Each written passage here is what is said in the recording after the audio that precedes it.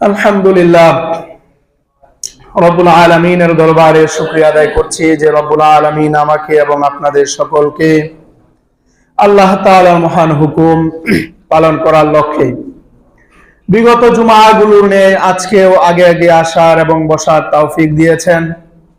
কোরআন সুন্নাহর আলোকে কিছু কথা বলা ও শোনার তৌফিক দিয়েছেন। নিয়ামতের শুকরিয়া আদায় হিসাবে সকলেই পড়ি আলহামদুলিল্লাহ। আমরা বিগত জুমায় ভূমিকায় আলোচনা করেছিলাম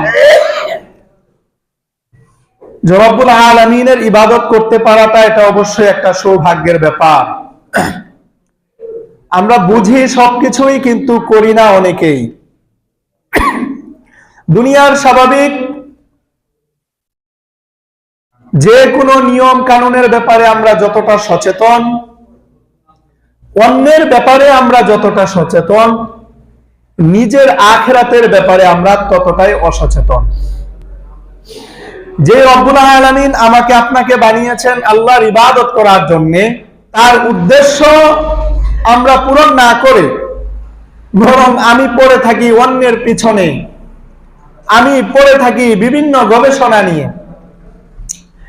আমরা সকলে অবগত আছি বর্তমান যে আধুনিক বিশ্ব, এই আধুনিক বিশ্বে তাকে জ্ঞানী মনে করা হয় যে আধুনিকতায় যত বেশি শিক্ষা অর্জন করেছে, দুনিয়ার উচ্চাভিলাষী জীবন যাপন কিভাবে করা যায় যে কৌশল শিখেছে, যে বিভিন্ন প্রকারের ডিভাইস ব্যবহার করার ভালো জ্ঞান রাখে, এমনকি যে জমিনে গবেষণা করে ফসল বেশি ফলাতে পারে, এমনি ভাবে আকাশে গবেষণা করে যে চন্দ্রে বা মঙ্গলে যেতে পারে, তাকে আমরা জ্ঞানী বলি বা বিজ্ঞানী বলে থাকি। এটা হলো আমাদের বিবেক এবং আমাদের চিন্তা ফিকির। কিন্তু মহান রব বলেন,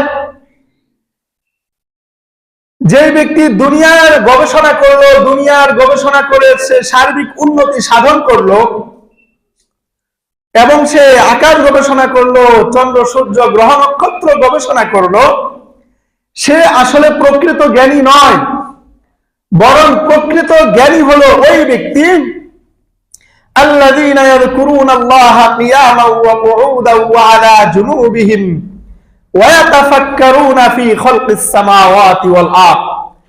যে ব্যক্তি উঠতে, বসতে, দাঁড়ানো অবস্থায়, বসা অবস্থায়, এমনকি শোয়া অবস্থায় রব্বুল আলামিনকে স্মরণ রাখতে পারে, ওই ব্যক্তি হলো প্রকৃত জ্ঞানী। সুবহানাল্লাহ।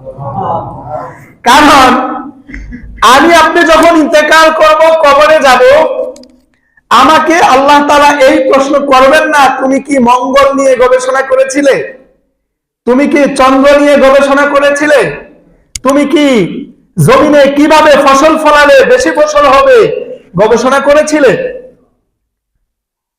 এখানে আমি বলছি না যে জমিন নিয়ে গবেষণা করা যাবে না, মঙ্গল নিয়ে গবেষণা করা যাবে না, কিন্তু আমাদের মধ্যে যে একটা বিশ্বাস ঢুকেছে, আমরা মনে করি যারা এইগুলো করতে পারে, জাগতিক উন্নয়ন সাধন করতে পারে, তারাই হলো জ্ঞানী, তারাই হলো সফল কাম।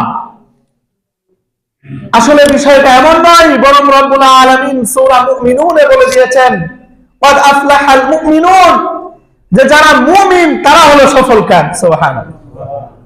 আবার মুমিনদের মধ্যে যারা ঠিকমতো নামাজ আদায় করে, যাকাত প্রদান করে, অশ্লীলতা থেকে দূরে থাকে, এমনি ভাবে আল্লাহর ইবাদত বন্দেগীতে, আল্লাহর হুকুমে তার গোটা জীবন অতিবাহিত করে, সেই হলো প্রকৃত সফল কাম।